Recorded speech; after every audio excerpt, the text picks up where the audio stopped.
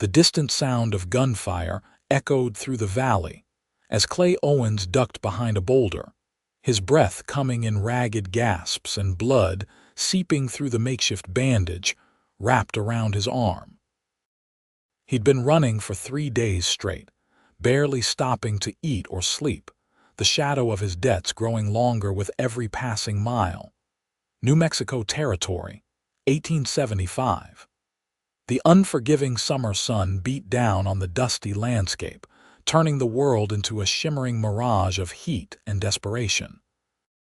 Clay had left a trail of broken promises from Santa Fe to Silver City, but his luck had finally run out in the small town of Redemption Creek.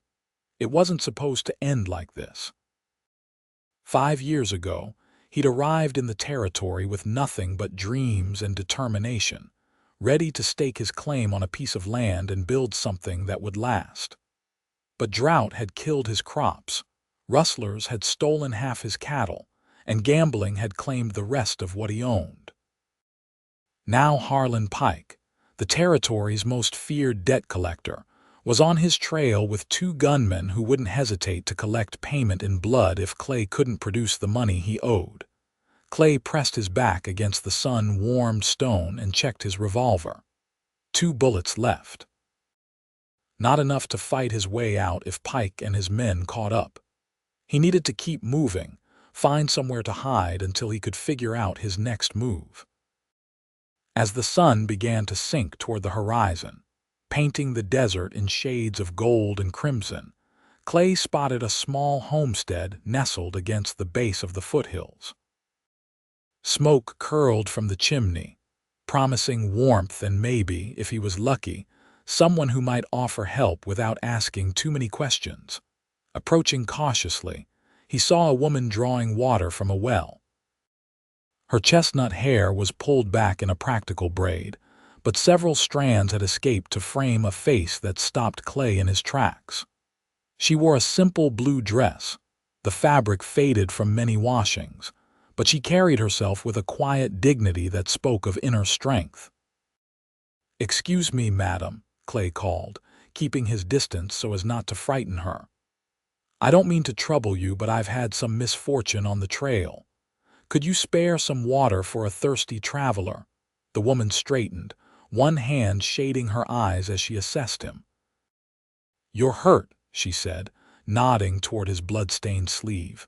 Clay glanced down at his arm. "It's nothing serious. Caught it on some barbed wire back a ways." Her eyes narrowed skeptically. "That doesn't look like any barbed wire cut I've ever seen, mister. Looks more like a bullet graze." She set down her bucket and crossed her arms. "You running from something? What makes you say that?" Clay asked, trying to keep his voice casual. "Because you're looking over your shoulder every few seconds like the devil himself is on your trail." She sighed and gestured toward the small cabin. "Come on, then. I can at least clean that wound before it festers. I'm Nora Sullivan." "Clay Owens," he replied, hesitating only a moment before following her. "I appreciate the kindness, Miss Sullivan, but I don't want to bring trouble to your door." "Trouble has a way of finding doors all on its own, Mr. Owens." She pushed open the cabin door and motioned him inside. "It doesn't need much help from the likes of you." The interior of the cabin was simple but meticulously kept. A fire burned low in the hearth, and the scent of fresh bread filled the small space. Clay stood awkwardly just inside the door, suddenly conscious of the dust covering his clothes and the stubble on his face. "Sit," Nora instructed, pointing to a chair at the table. She gathered supplies from a shelf: clean cloths, a bottle of whiskey, and a small tin of salve. "Take off your shirt so I can see how bad it is." Clay complied, wincing as the fabric pulled away from the dried blood. Nora's face remained impassive as she examined the wound, but her touch was gentle as she cleaned away the dirt and blood. "You're right, it's not too deep," she said, applying the salve. "But it could have been a lot worse." "I got lucky," Clay replied. "Luck had nothing to do with it," Nora countered. Whoever shot at you was either a terrible aim or wasn't trying to kill you. She wrapped a clean bandage around his arm. So which is it, Mr. Owens? Who's after you and why didn't they finish the job? Clay sighed, knowing he owed her honesty in exchange for her help. Man named Harlan Pike. He collects debts for some businessmen back in Santa Fe. I owe them a considerable sum and the deadline for payment has come and gone. And the shooting? That was a warning. Pike likes to play with his quarry before moving in for the kill, makes an example of those who can't pay. Nora finished tying off the bandage and stepped back. How much do you owe? $500, Clay admitted. The sum hung in the air between them, enormous and impossible. Nora whistled softly. That's a fortune out here. What did you need that kind of money for? Started with a loan for seed and cattle. Then came the drought. Had to borrow more to keep going then. Clay trailed off, ashamed to admit the rest. Then you tried to gamble your way out of debt, Nora finished for him, and ended up in deeper. Clay nodded, unable to meet her eyes. Not my proudest moment. Well, Mr. Owens, you can stay here tonight. There's a shed out back where you can sleep. In the morning, you should move on. Pike won't be far behind you. She turned away and began putting away her supplies. I don't want to put you in danger, Miss Sullivan. If Pike tracks me here, I can handle myself, she interrupted, and for the first time, Clay noticed the shotgun propped near the door. This isn't my first encounter with men like Pike. Clay studied her curiously. There was a story there, but he didn't press. Everyone in these territories had a past they'd rather not discuss. Thank you for your kindness. I'll be gone at first light. That night, Clay slept fitfully on a pile of straw in Nora's shed. His dreams were haunted by the sound of hoofbeats and the image of Pike's cold, merciless eyes. He woke before dawn, every muscle tense with the certainty that he needed to keep moving. The eastern sky was just beginning to lighten as he slipped out of the shed. He planned to leave a note thanking Nora for her help, but as he approached the cabin, he found her already awake, sitting on the porch with a cup of coffee in her hands.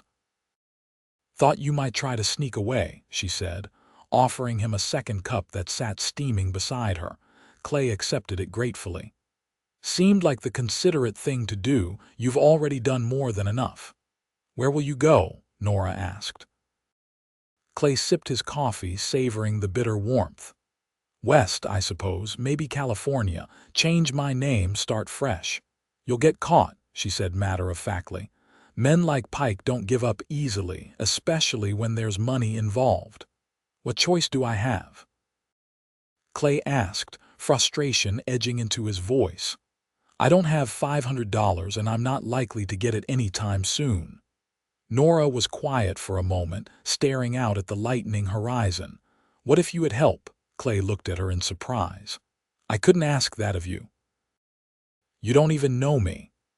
I know enough, she replied. I know you're not the first man Pike has hunted and you won't be the last. I know what it's like to be pursued by someone who won't stop until they've taken everything from you. She turned to face him, her eyes reflecting the first rays of dawn. If Pike catches up to you, then we'll run together. Clay stared at her, stunned by the offer. Why would you do that for a stranger? A small, sad smile touched Nora's lips. Maybe I'm tired of being alone. Maybe I've been looking for a reason to leave this place behind. Or maybe, she hesitated. Maybe I just recognize something in you that's worth saving. Before Clay could respond, the distant sound of hoofbeats broke the morning stillness. Both of them tensed, listening as the sound grew louder. Inside, quickly, Nora whispered, gathering the coffee cups. There's a cellar under the floorboards in the pantry. Go now. Clay hesitated. I can't let you face them alone. I'm not asking, Nora said firmly, pushing him toward the door. This isn't the first time I've dealt with unwelcome visitors. Trust me. Reluctantly, Clay slipped inside the cabin. He found the trapdoor Nora had mentioned and descended into the small, earthen cellar. The space was cramped but well stocked with preserved food and several jugs of water. Clay pulled the door closed above him just as he heard riders approach the cabin. From his hiding place, he could hear muffled voices, Nora's calm and steady, and a man's deeper tones that made Clay's blood run cold. Harlan Pike had a distinctive voice, smooth as honey but with an underlying menace that warned of the sting to come. Clay couldn't make out the words, but the conversation seemed to go on for an eternity. His hand rested on his revolver, knowing the 2 bullets it contained wouldn't be enough against Pike and his men, but determined to fight if it came to it. Finally, he heard the sound of horses moving away from the cabin. A few minutes later, the trapdoor opened, and Nora's face appeared above him. "They're gone for now," she said, extending a hand to help him up, "but they'll be back." Clay climbed out of the cellar, his legs stiff from crouching in the confined space. What did Pike want? "Information about a man answering your description," Nora replied, moving to the window to watch the riders disappear into the distance. "I told him I hadn't seen anyone in weeks, and he believed you. Pike never believes anyone completely. That's how he survived this long. But he didn't have cause to search the place." She turned to face Clay, her expression serious. "They're checking all the homesteads and ranches in the area. They'll circle back this way by nightfall." Clay ran a hand through his hair, his mind racing. "I need to go. Now. The longer I stay, the more danger I put you in. If you leave now, they'll spot you crossing the open country," Nora argued. "We need to wait until dark." Clay questioned. "Nora, I meant what I said. I can't let you get involved in my troubles." "I'm already involved," she replied simply. "And I meant what I said too. If they catch you, we'll run together." Clay studied her face, trying to understand her motivation. There was something she wasn't telling him, some reason why she was so willing to risk everything for a man she'd just met. But the determination in her eyes told him arguing would be futile. "All right," he conceded. "We wait until nightfall, but then I go alone." Nora smiled, a genuine expression that transformed her face and made Clay's heart skip a beat. "We'll see about that, Mr. Owens. We'll see." The day passed with excruciating slowness. Clay helped Nora with chores around the homestead, his eyes constantly scanning the horizon for any sign of Pike's return. As they worked, they talked, sharing pieces of their lives in the careful way of people who have learned that trust must be earned. Clay told her about growing up in Missouri, about his father's farm and his mother's dream that he would become a school teacher. He spoke of the restlessness that had driven him west after the war, seeking something he couldn't name. "What about you?" he asked as they sat in the shade of the cabin, taking a brief rest from the midday heat. "You're out here all alone. No family," a shadow crossed Nora's face. "My father died 2 years ago. Pneumonia took him in the winter. Before that, we ran this place together." "And your mother?" "Died when I was young. I barely remember her." Nora's fingers absently traced patterns in the dust. "Pa raised me on his own, taught me everything he knew about surviving out here. He must have been a remarkable man." "He was," Nora agreed, a fond smile softening her features. "Stubborn as a mule and twice as contrary, but he loved this land, loved the freedom of it." "Is that why you stay? For him?" Nora was quiet for a moment, considering the question. "At first, yes, but now, I'm not sure anymore. Sometimes I wonder if there's more waiting beyond these mountains." As the sun began to set, casting long shadows across the land, Nora and Clay prepared for departure. They packed provisions, jerky, hardtack, and coffee along with canteens of water. Nora insisted on bringing a small bundle of her possessions, including a worn Bible and a daguerreotype of her father. "Are you sure about this?" Clay asked one final time as they saddled the horses. Nora had too a sturdy bay gelding for herself, and a dappled mare that had belonged to her father. "I've never been more certain of anything," she replied, checking the cinch on her saddle. "This place hasn't been home since Pa died, just a holding ground." As darkness fell, they led the horses quietly away from the cabin, keeping to the shadows until they reached the cover of a small grove of trees. Only then did they mount up and begin riding west, toward the distant silhouette of mountains that promised sanctuary. They rode through the night, following game trails and dry creek beds to avoid leaving an obvious trail. Clay set a careful pace, mindful of the horses and the treacherous terrain. Nora rode beside him, her face determined in the pale moonlight. As dawn approached, they found shelter in a narrow canyon, the high walls offering protection from prying eyes and the relentless sun. While Clay tended to the horses, Nora gathered wood for a small, smokeless fire. "We should rest here for the day," Clay suggested, unrolling his bedroll in the shade of a boulder. "Continue tonight when it's cooler." Nora nodded, arranging her own bedding nearby. "How far do you think Pike is behind us?" "Hard to say," Clay admitted. "Depends on when he realized you were helping me. But he's persistent. He'll follow our trail as long as it takes." "Then we'll need to be more clever than him," Nora said, her voice determined. "My pa always said the best way to lose a tracker is to go where even they won't follow." "And where's that?" Nora pointed to the mountains rising before them. "The high country. There's a pass through those peaks that leads to a valley few people know about. The Apaches consider it sacred ground. Most white men avoid it out of superstition." Clay raised an eyebrow. "And you know the way. Pa and I hunted there sometimes. The Apaches left us alone because Pa once saved the life of one of their warriors." She smiled at the memory. "We can reach the foothills by tomorrow night if we push hard." Clay studied her face in the growing light. There was a strength there, a resilience born of hardship and survival. For the first time since Pike had started hunting him, Clay felt a flicker of hope. "Get some sleep," he said softly. "I'll take the first watch." Nora hesitated, then reached out and squeezed his hand. "We'll make it, Clay. Together." The simple touch sent warmth spreading through him, a sensation that had nothing to do with the desert heat.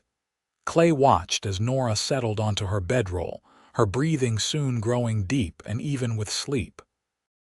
He sat with his back against the canyon wall, revolver ready, his thoughts as restless as the wind that whispered through the rocks. He had spent so long running, so long looking over his shoulder, that the idea of having someone beside him, someone who chose to share his danger, was both comforting and terrifying. If Pike caught up to them, Nora would suffer the same fate as Clay. The debt collector wasn't known for his mercy, and harboring a debtor was as good as taking on the debt yourself in Pike's eyes. Clay couldn't bear the thought of Nora paying for his mistakes. Yet as he watched her sleep, her face peaceful despite their precarious situation, Clay knew he couldn't leave her behind. Not just because they stood a better chance together, but because in the short time he'd known her, Nora Sullivan had awakened something in him he'd thought long dead, a desire for connection, for something beyond mere survival. The day passed slowly, the heat building inside the canyon until the very air seemed to shimmer. They rationed their water carefully, speaking little to conserve energy. As the sun began to descend, they prepared to continue their journey. Just as they were saddling the horses, Clay froze, his hand going to his revolver.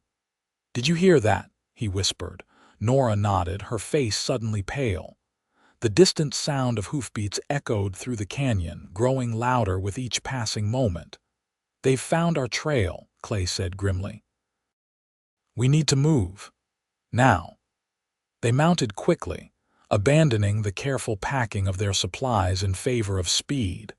Clay led the way out of the canyon, taking a steep, rocky path that would be difficult for horses but would leave less of a trail. If we can reach the tree line before dark, we might lose them in the forest, Nora said, her voice tight with tension.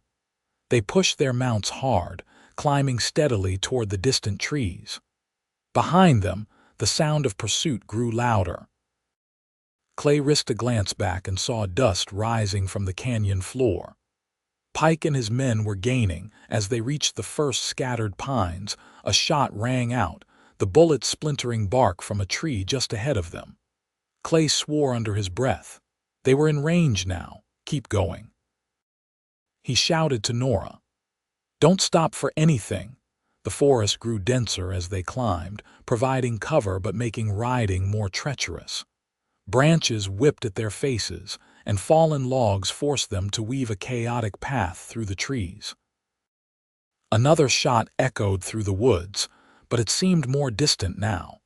They were widening the gap, using the terrain to their advantage. Clay began to hope they might actually outrun their pursuers. Then Nora's horse stumbled, letting out a pained whinny as it regained its footing. Clay reined in beside her, his heart sinking as he saw blood on the mare's shoulder. She's hit, Nora said, dismounting quickly to examine the wound. It's not deep, but she can't carry me much farther. Clay scanned the darkening forest, making a rapid calculation. We'll have to double up on my gelding. It'll slow us down, but we can't leave her for Pike to find. Nora nodded, her face resolute as she removed the saddle and her belongings from the injured mare. With a gentle pat to the horse's neck, she whispered something Clay couldn't hear, then slapped its rump. The mare trotted away into the trees, heading downhill. She'll find her way to water, Nora said, watching the horse disappear. And maybe lead Pike on a false trail. Clay helped Nora mount behind him, feeling her arms wrap securely around his waist. The added weight would tire his horse more quickly, but they had no choice. As darkness fell completely, they continued their ascent, following a narrow game trail that wound through the trees. They rode in silence, straining to hear any sound of pursuit over the gelding's labored breathing. The night grew cold as they climbed higher, and Clay felt Nora shivering against his back. We need to find shelter soon, he said, concerned by the dropping temperature. The horse needs rest, and so do we. There's a hunter's cabin not far from here, Nora replied, her voice close to his ear. Pa and I used it sometimes. If it's still standing, we can spend the night there. The cabin proved to be little more than a one-room shack with a sagging roof, but it offered protection from the biting mountain wind. Clay tended to the horse while Nora gathered firewood, her movements efficient despite her exhaustion. Inside, they built a small fire in the stone fireplace, careful to keep it low to avoid visible smoke. The cabin's single room contained a crude table, a bench, and a narrow bed frame covered with an ancient straw mattress. Not exactly the Grand Hotel, Clay remarked as he spread their bedrolls on the floor near the fire. Nora laughed softly. Better than sleeping in the open with Pike on our trail. They ate a cold dinner of jerky and hardtack, neither having the energy to prepare anything more substantial. The warmth of the fire gradually eased the chill from their bones, and Clay found himself studying Nora's face in the flickering light. "You're staring," she said without looking up from the piece of jerky she was chewing. Clay smiled ruefully. "Sorry. I was just thinking about how strange life can be. A week ago, I was sure Pike would catch up to me eventually. Didn't see much point in running except to buy a little more time. And now," Nora asked, finally meeting his gaze, "now I have something worth fighting for." The words came out before Clay could consider them, honest in a way he hadn't allowed himself to be in a long time. Nora's expression softened. "I know what you mean. After Pa died, I just existed, kept the homestead running because it was what he would have wanted, but there wasn't any joy in it." She drew her knees up to her chest, wrapping her arms around them. "When I saw you coming across that field yesterday, Something told me you were going to change everything." Clay moved to sit beside her, close enough to feel the warmth of her but not touching. "I'm still not sure why you decided to help me. Not that I'm complaining, mind you." Nora was quiet for a long moment, staring into the flames. When she spoke, her voice was low and measured. "3 years ago, Pike came to our homestead looking for a man. A friend of my father's who owed money to the same people you do. Pa told Pike he hadn't seen him, which was true enough, but he had helped the man get across the border into Mexico." She took a deep breath. "Pike didn't believe him. He had his men tear our place apart looking for either the man or the money. When they didn't find either, Pike beat my father so badly he never fully recovered. The pneumonia that took him might not have if he'd been stronger." Clay felt a cold anger settle in his chest. "I'm sorry, Nora. I had no idea." "How could you have known?" She shook her head. "But when I saw Pike riding up to my cabin again looking for another man who couldn't pay, I couldn't just stand by, not again." "It's not just about revenge, though, is it?" Clay asked gently. Nora met his eyes, a small smile touching her lips. "No, it's not just that. There's something about you, Clay Owens. Something honest despite all your troubles. I think we were meant to find each other." The simple declaration hung in the air between them, fraught with possibility. Clay reached out slowly, giving Nora plenty of time to pull away, and tucked a strand of hair behind her ear. His fingers lingered against her cheek, and he felt her lean slightly into his touch. "I think you might be right," he murmured. A sudden noise outside the cabin shattered the moment. Both of them tensed, hands going to their weapons. Clay moved silently to the window, peering cautiously through a crack in the shutters. "You see anything?" Nora whispered. Clay strained his eyes against the darkness. "Nothing. Could have been an animal." Just as he was about to turn away, a flicker of movement caught his attention, a shadow moving between the trees, too deliberate to be wildlife. Clay's heart sank. "Pike's men," he said grimly. "At least 2 of them, circling the cabin." Nora quickly doused the fire, plunging the cabin into darkness. They pressed themselves against the wall beside the window, listening intently. Clay counted 3 distinct sets of footsteps approaching the cabin. "Back door," he whispered. "There isn't one," Nora replied. "Just the front." Clay checked his revolver one more time. 2 bullets, not enough for 3 men, especially in the dark. "We're trapped," he admitted. Nora's hand found his in the darkness, her fingers intertwining with his. "Not quite. There's a trapdoor under the bed. Leads to a root cellar Pa dug. It's small, but it might buy us some time." Together they silently moved the bed frame, revealing a square outline in the dirt floor. Clay lifted the trapdoor, wincing at the slight creak of the hinges. Below, a narrow shaft descended into blackness. "You first," Clay urged Nora.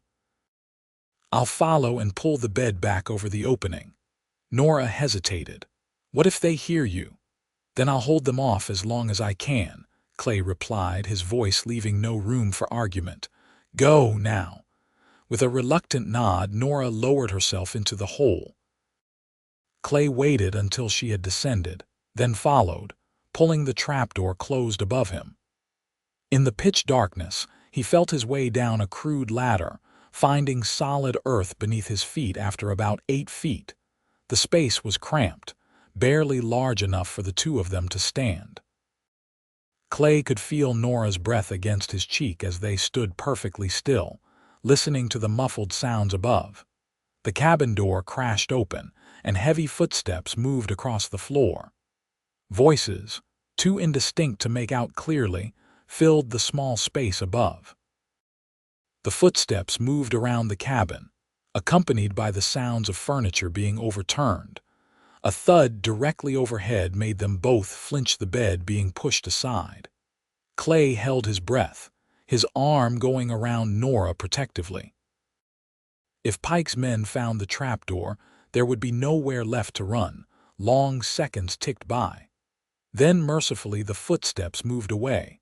More muffled conversation followed, punctuated by the sound of a fist striking wood in frustration. Finally, the door slammed and silence fell. "Are they gone?" Nora whispered after several minutes had passed. "Maybe," Clay replied cautiously. "Or they could be waiting outside, hoping we'll emerge if we think it's safe." They remained in the cramped cellar for what felt like hours, neither willing to risk climbing back up too soon.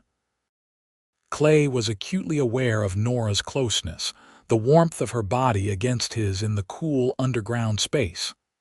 "I'm sorry I got you into this," he said softly. "I got myself into it," Nora reminded him, "and I'd do it again." Clay found her face in the darkness, his fingers gently tracing her jawline. "You are the most remarkable woman I've ever met, Nora Sullivan." He felt rather than saw her smile. "Flatterer." "Just telling the truth," Clay replied, and then, because it seemed like the most natural thing in the world, he leaned forward and found her lips with his own. The kiss was tentative at first, a question more than a demand. Nora answered by sliding her arms around his neck, pulling him closer. In the darkness of their hiding place, with danger all around them, they found a moment of connection that transcended their circumstances. When they finally broke apart, Clay rested his forehead against hers.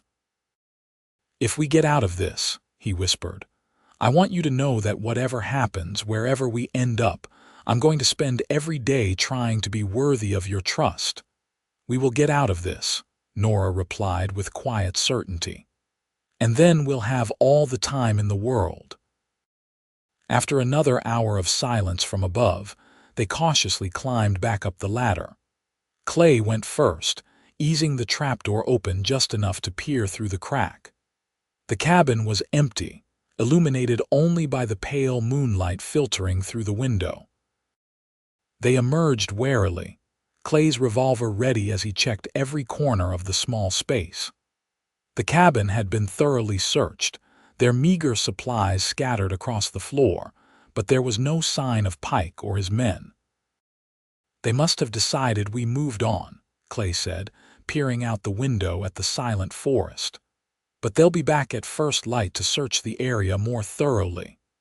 "Then we need to be far away by dawn," Nora replied, already gathering what remained of their provisions.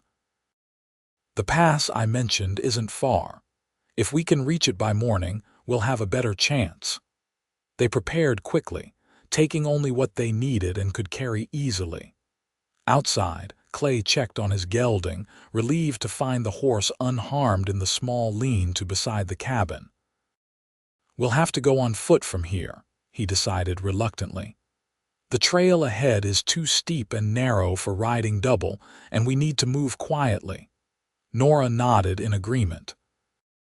They took only what they could carry in their saddlebags. Then Clay slapped the gelding's rump, sending him trotting away into the forest. Like Nora's mare, he might provide a false trail for Pike to follow. Under the cover of darkness, they began their ascent toward the mountain pass. The trail grew steeper and rockier, requiring all their concentration to navigate safely. They moved as quietly as possible, pausing often to listen for any sound of pursuit. As the eastern sky began to lighten with the first hint of dawn, they reached a ridge that offered a view back the way they had come. In the valley below, they could see 3 riders moving through the trees, following the trail toward the hunter's cabin. "Pike," Clay said grimly. "And he's got both his gunmen with him." "We've got a good head start," Nora replied, though her voice betrayed her concern. "The pass is just ahead. Once we're through, the valley beyond will give us places to hide."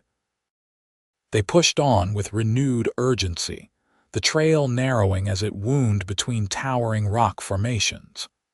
The first rays of sunlight touched the mountain peaks above them, painting them gold against the pale blue sky.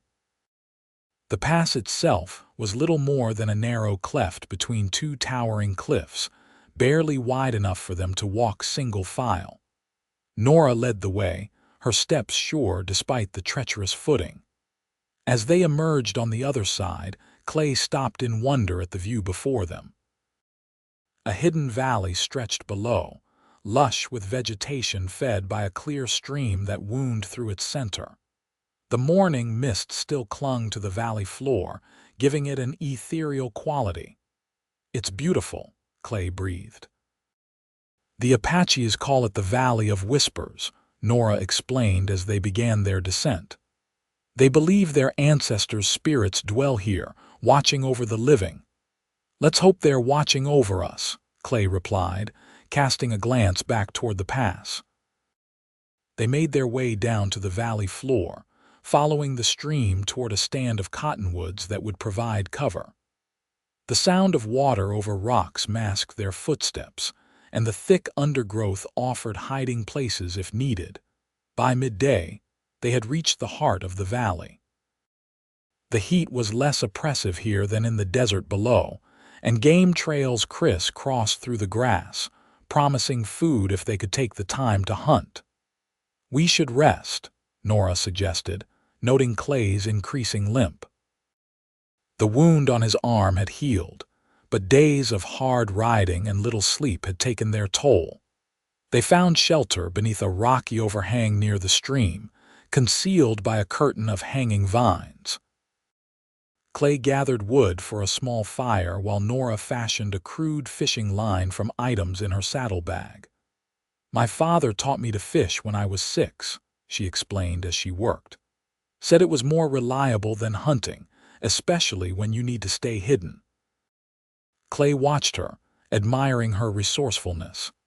"Is there anything you can't do, Nora Sullivan?" she laughed, a sound that made his heart lighter. "Can't bake a decent pie to save my life. Pa always said my crusts were better suited for patching wagon wheels than eating." "I think I can live with that shortcoming," Clay replied with a smile. As Nora fished, Clay explored their immediate surroundings, always keeping an eye on the pass they had come through. There was no sign of Pike or his men yet, but Clay knew the debt collector wouldn't give up easily. By late afternoon, Nora had caught several trout and they cooked them over a carefully managed fire. The hot meal restored their energy, and as they ate, they began to discuss their next steps. "We can follow the valley southwest," Nora suggested. "Pa said there's a trail that eventually leads to a trading post near the border. From there, we could cross into Mexico." Clay nodded thoughtfully. "Pike's Reach doesn't extend across the border, at least not officially. We might be able to find work in one of the mining towns." "Or we could head to California," Nora added. "Start fresh where no one knows us." The casual way she included herself in his future warmed Clay in a way the fire couldn't. "You're still sure about this?" he asked. "Coming with me, I mean. Once we leave this territory, there's no easy way back." Nora met his gaze steadily. "I've never been more sure of anything. What's left for me back there? A homestead full of memories and a future of solitude." She shook her head.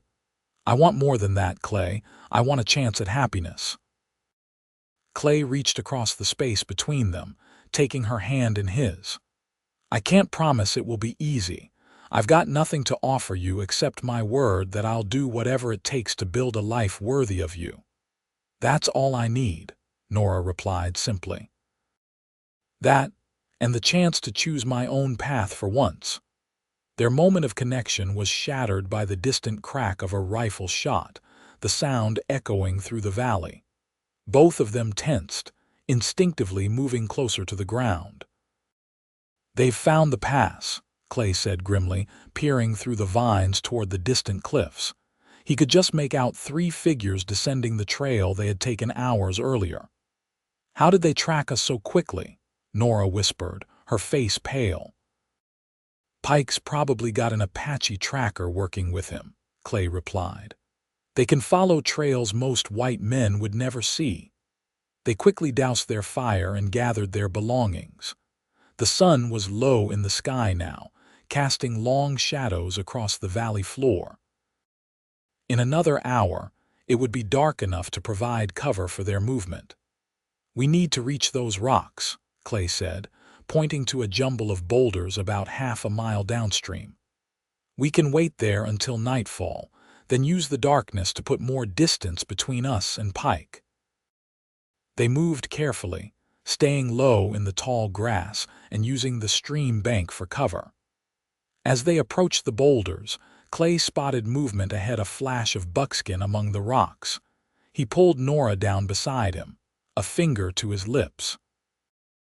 They waited, barely breathing, as a figure emerged from the shadows, an Apache warrior, rifle in hand, surveying the valley with keen eyes. "Pike's tracker," Clay whispered. "He's cut ahead of the others."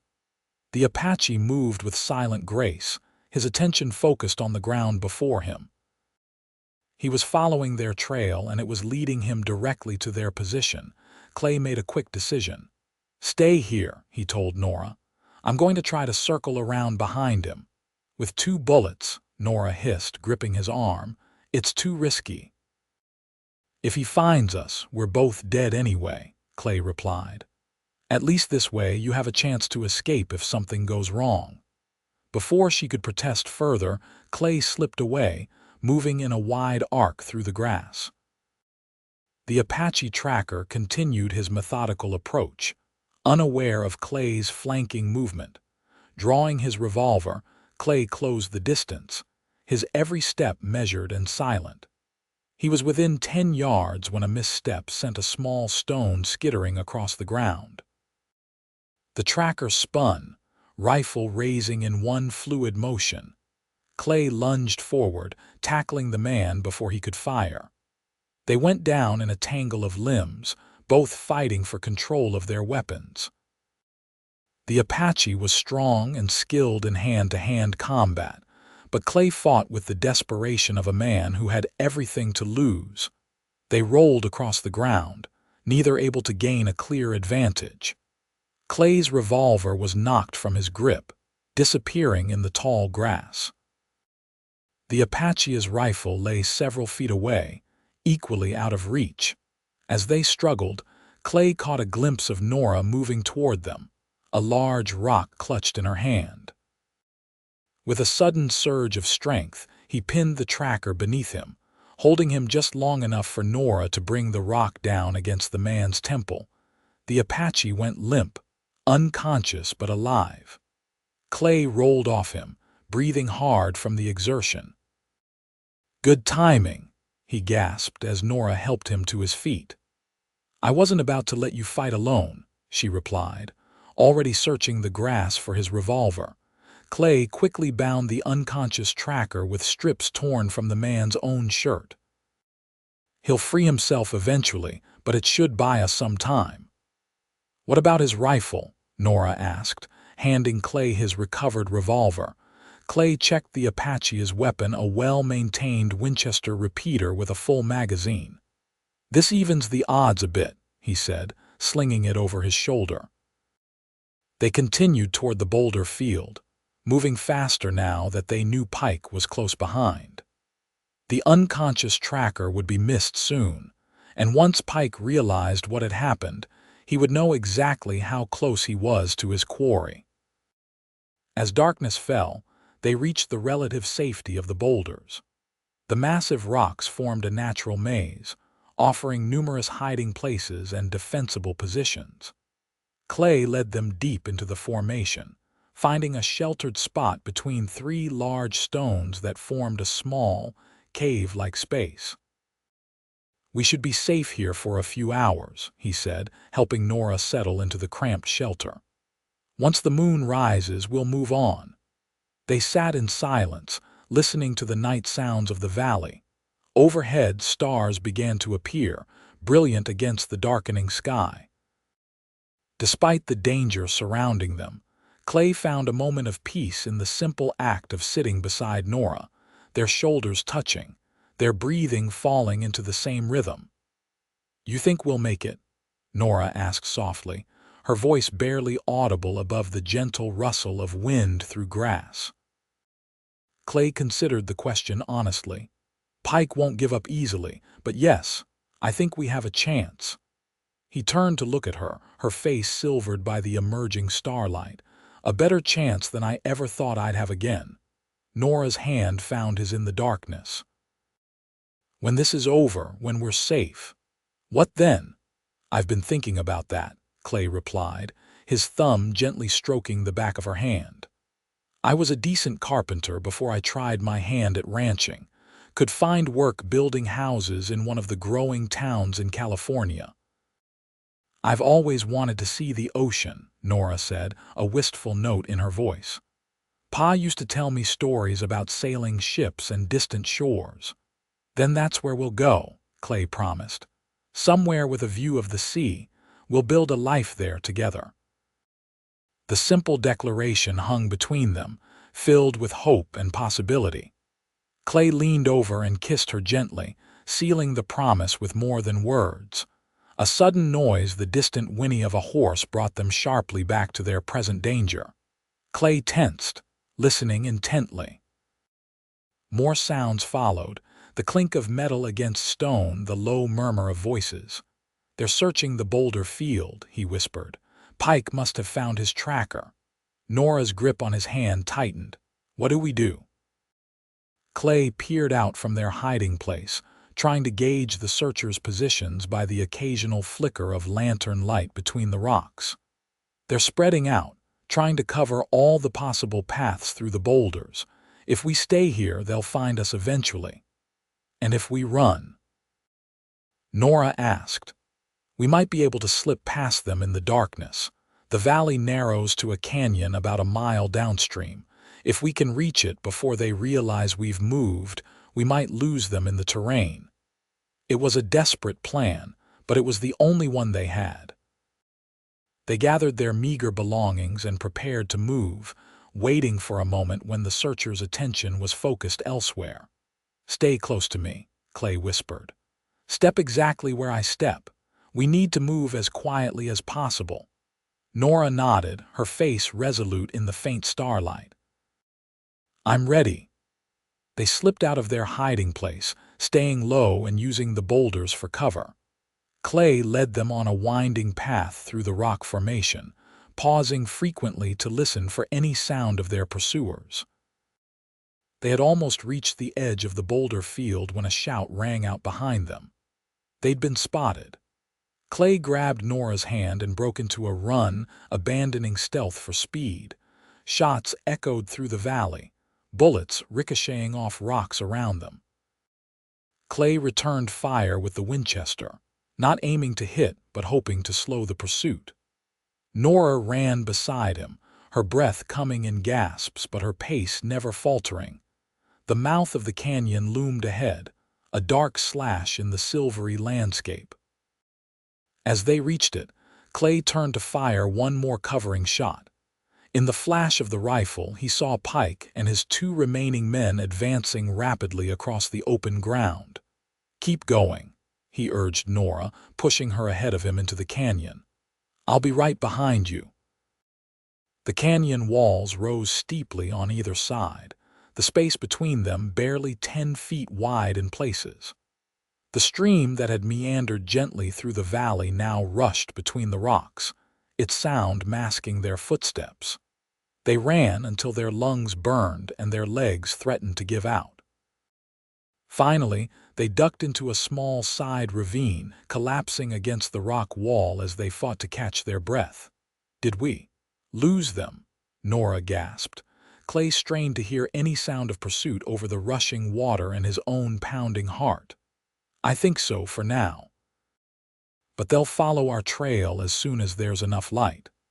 They rested briefly, sipping water from their canteens and sharing the last of their jerky. The night had grown cold in the higher elevation, and Nora shivered despite her jacket. Here, Clay said, shrugging out of his coat and wrapping it around her shoulders. Can't have you freezing before we reach California.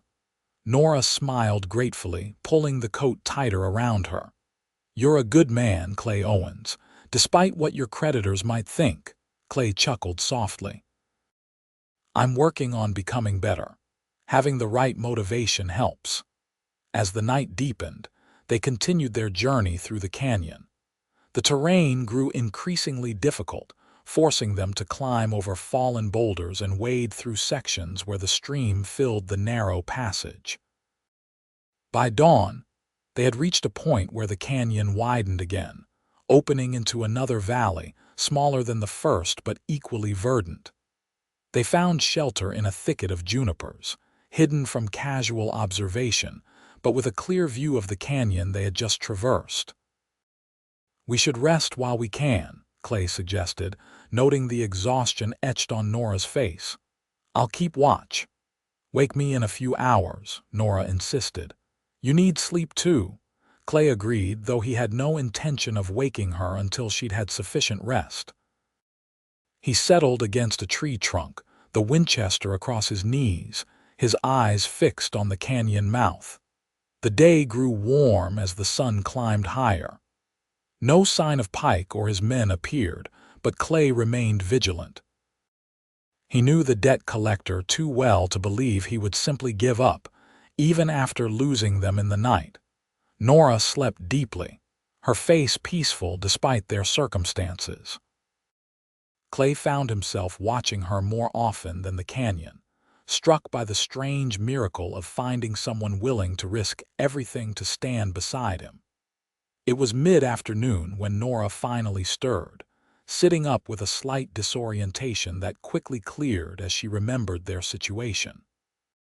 "Why didn't you wake me?" she asked, frowning at the position of the sun. "You were supposed to rest too." "I'll sleep tonight," Clay promised. "How are you feeling?" "Better," she admitted, stretching to ease stiff muscles. "Hungry, though." Clay nodded toward a small pile of berries and wild onions he had gathered while she slept. "It's not much, but it should help until we can find something more substantial." They ate in companionable silence, both scanning the landscape for any sign of movement. The valley before them stretched for several miles, ending at a range of hills that shimmered in the heat haze. "If we follow the valley to those hills, we should be able to cross into the next watershed," Clay said, planning their route. "From there, it's maybe 3 days' journey to the border if my reckoning is correct." "And Pike?" Nora asked.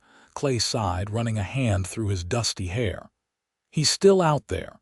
Maybe he lost our trail in the canyon, but I doubt it. He's too stubborn, too determined."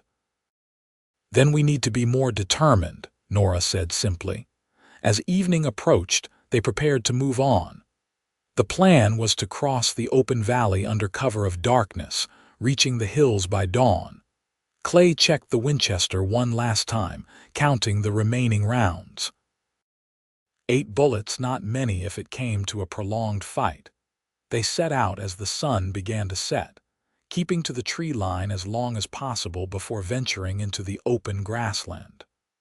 The going was easier here than in the canyon, but they were more exposed, more vulnerable to discovery. They had covered perhaps half the distance to the hills when Clay spotted movement on the ridge behind them.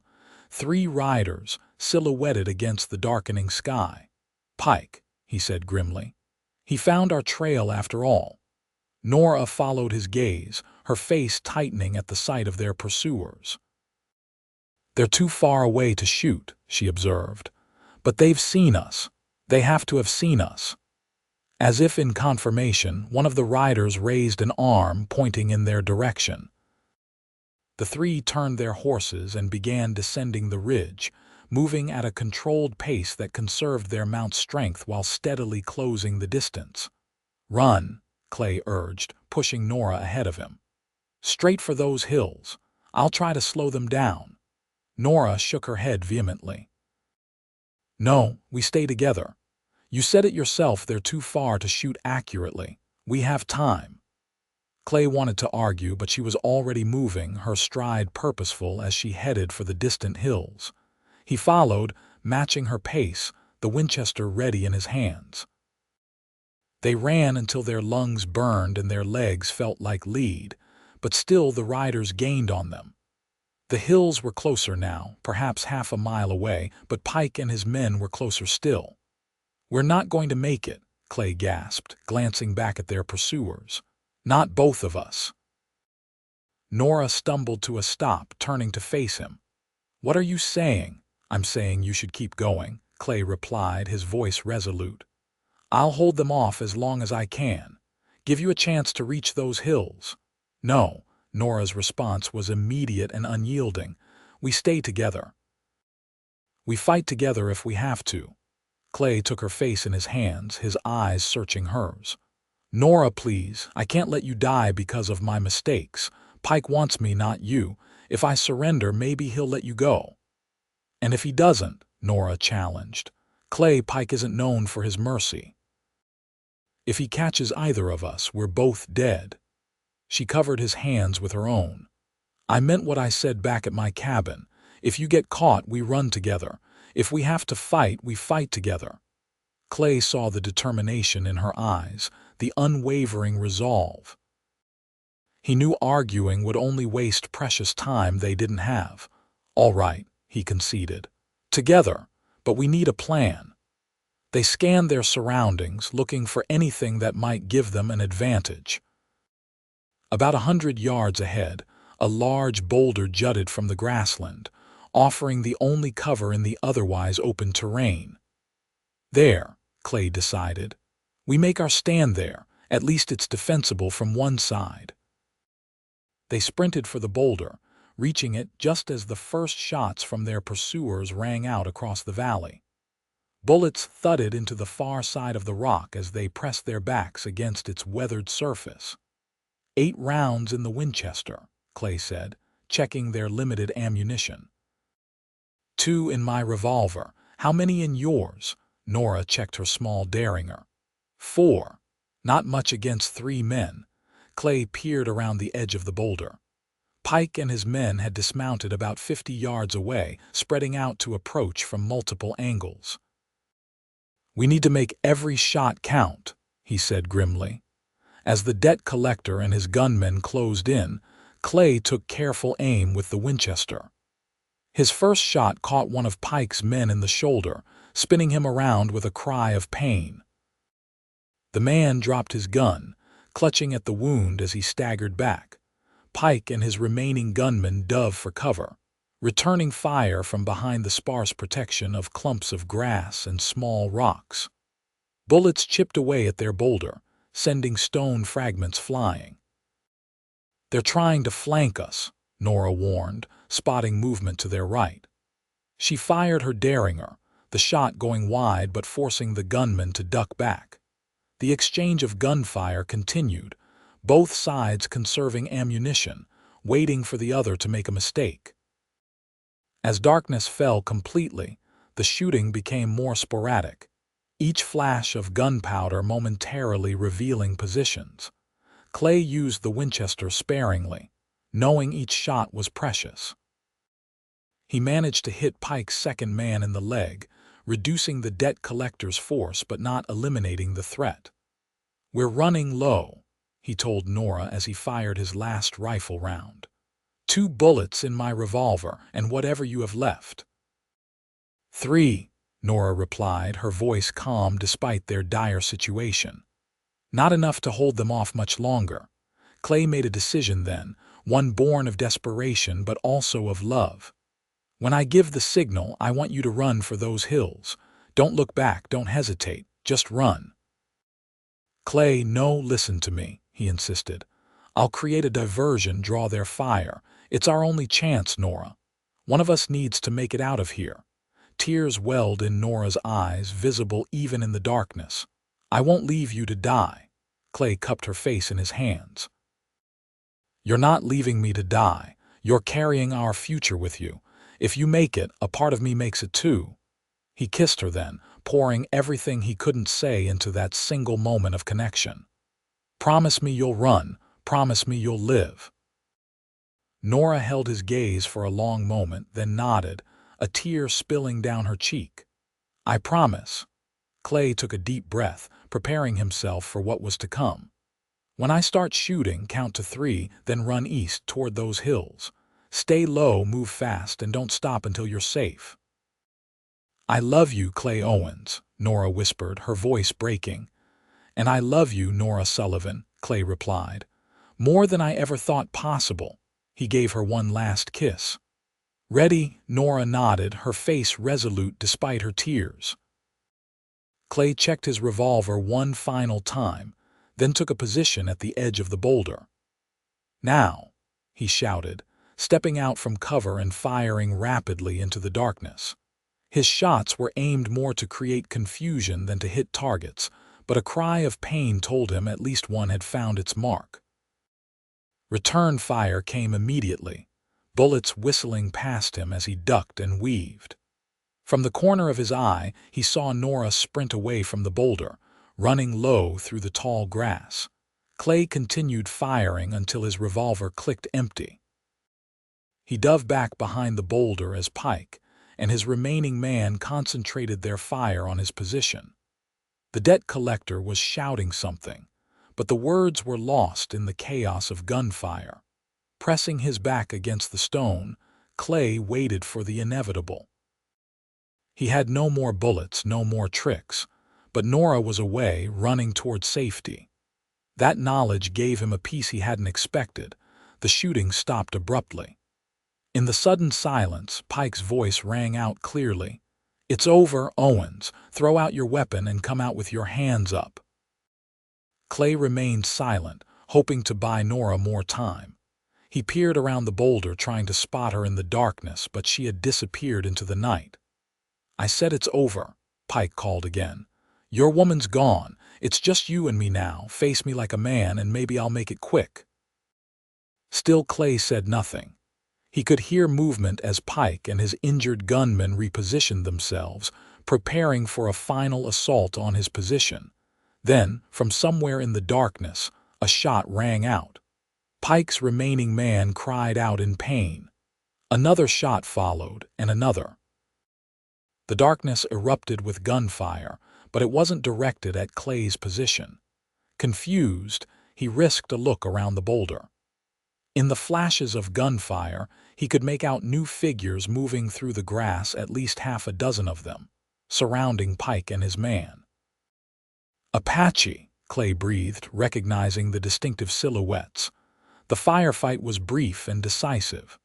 When it ended, silence fell over the valley once more. Clay remained hidden, uncertain of his status with these new arrivals.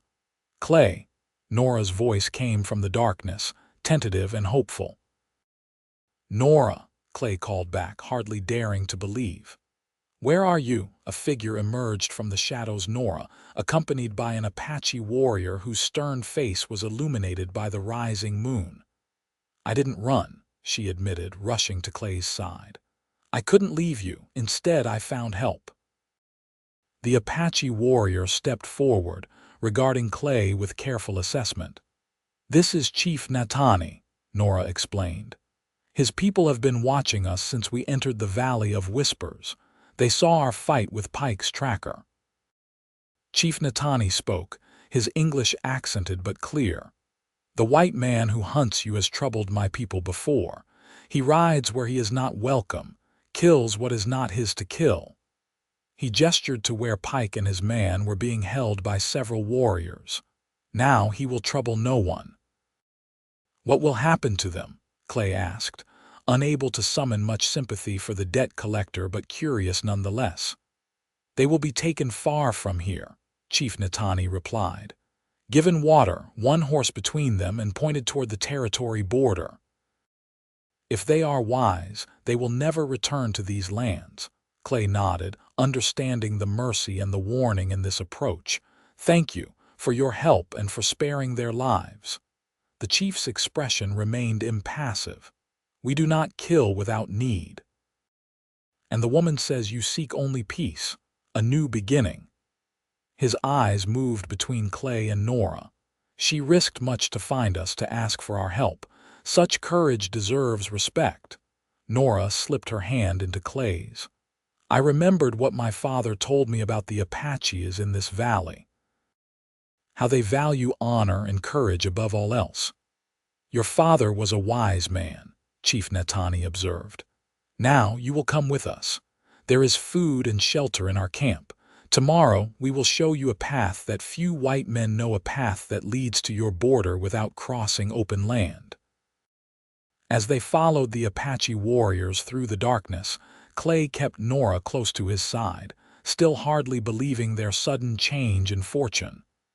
"You could have been killed trying to find them," he whispered. "It was worth the risk," she replied simply. "Some things are." The Apache camp was hidden in a sheltered canyon, invisible from the valley below. They were given food, roasted rabbit and wild plants, and a place by the fire. The warriors kept their distance, respecting the stranger's privacy while maintaining watchful vigilance. "What happens now?"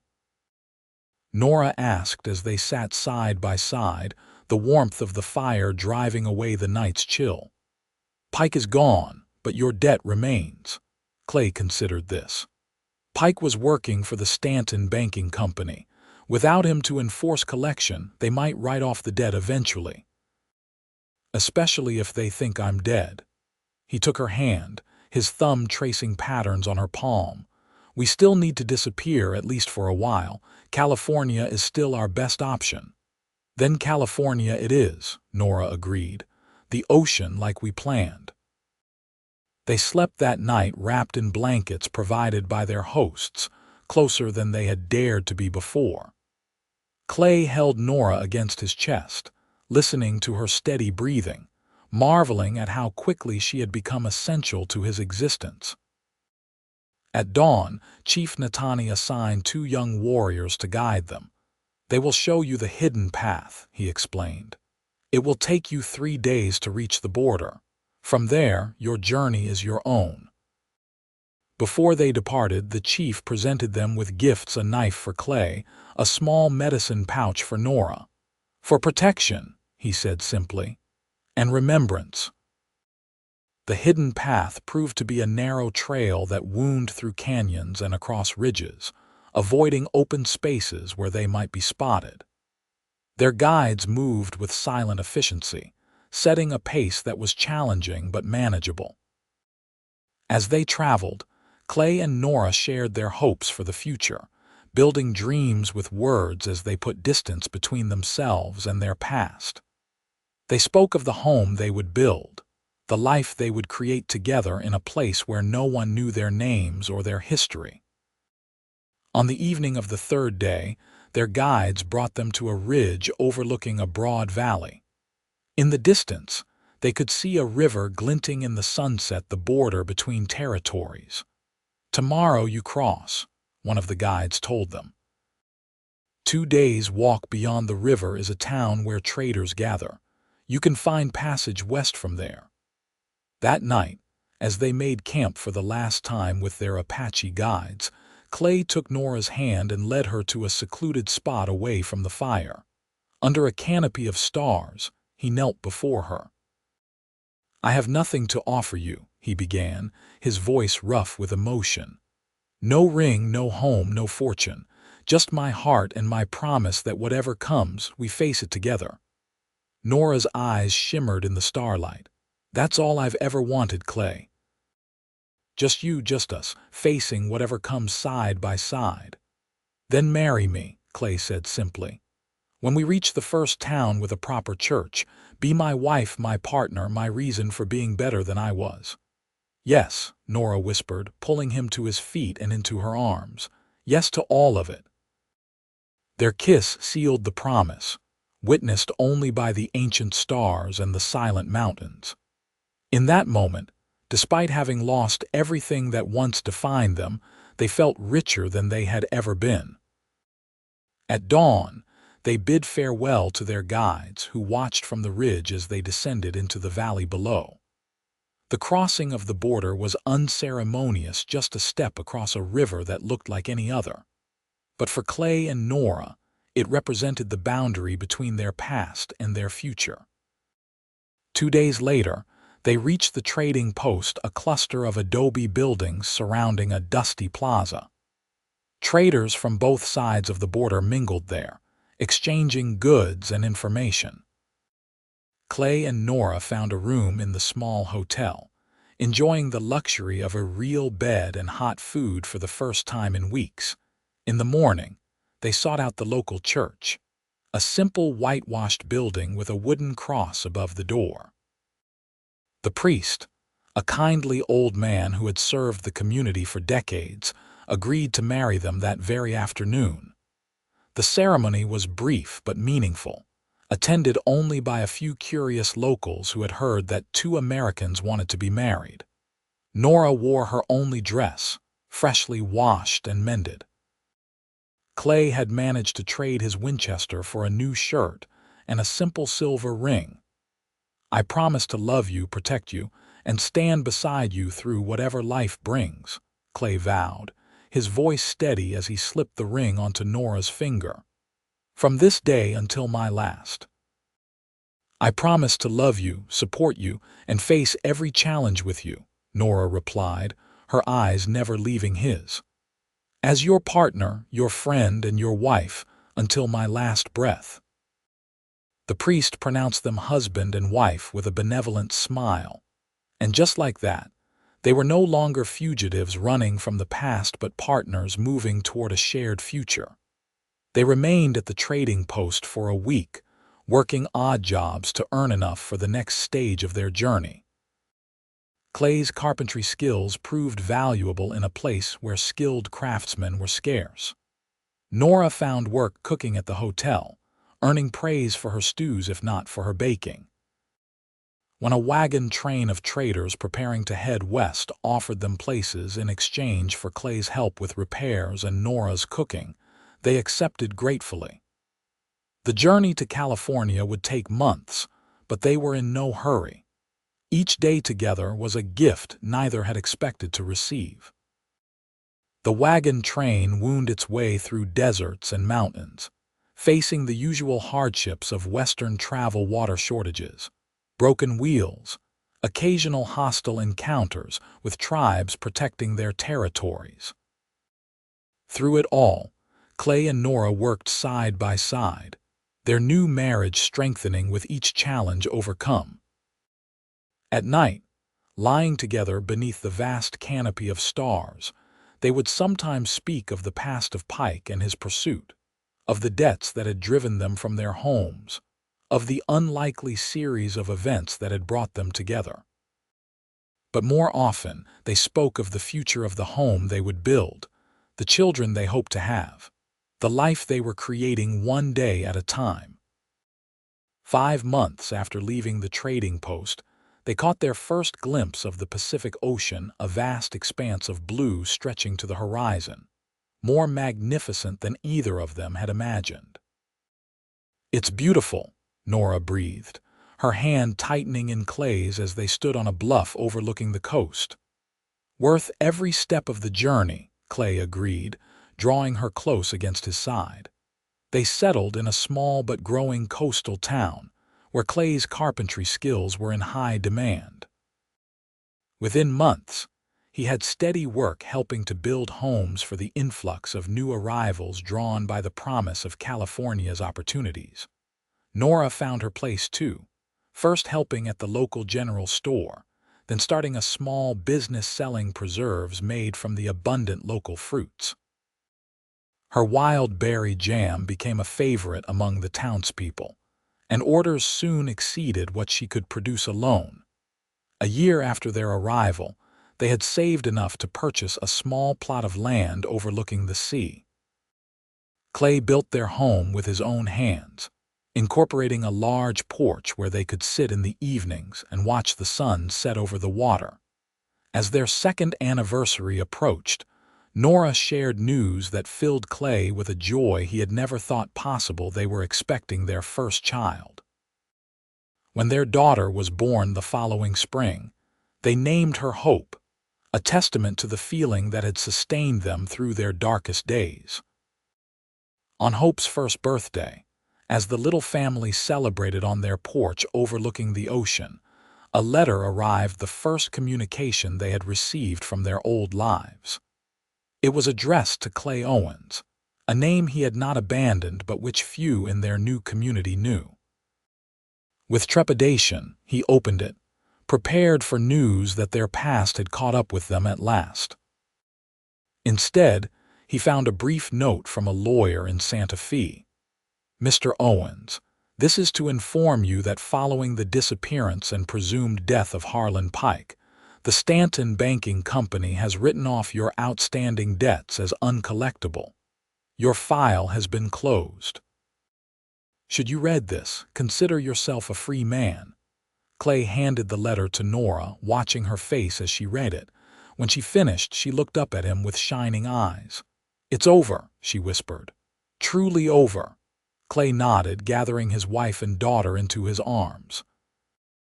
"It's been over since the day you said we'd run together," he replied. "That's when I truly became free." As the sun set over the Pacific, painting the sky in shades of gold and crimson, Clay Owens held his family close, marveling at how a desperate flight from debt had led him to a treasure beyond price, a woman who had seen worth in him when he could see none in himself, and a future brighter than any he could have imagined alone. In the years that followed, their family grew. Hope was joined by a brother, Thomas, and later a sister, Sarah. Clay's reputation as a master craftsman spread along the coast, bringing more work than he could handle alone. Eventually, he opened a workshop and took on apprentices, passing on the skills that had given his family their new beginning. Nora's preserve business flourished as well, expanding to include a small storefront in town where she sold her jams alongside other local goods. Her kitchen became a gathering place for women in the community, a place where friendships were formed over steaming pots of berries and shared recipes. Sometimes, in quiet moments, Clay would find himself remembering the desperate man he had been, hunted, hopeless, convinced his life was worth nothing more than the debt he owed. And then he would look at Nora, at their children, at the home and business they had built together, and marvel at how wrong he had been. The debt that had once defined him had led him to his greatest blessing, a woman brave enough to say, "Then we'll run together," and strong enough to mean it. In running, they had found not just safety but purpose.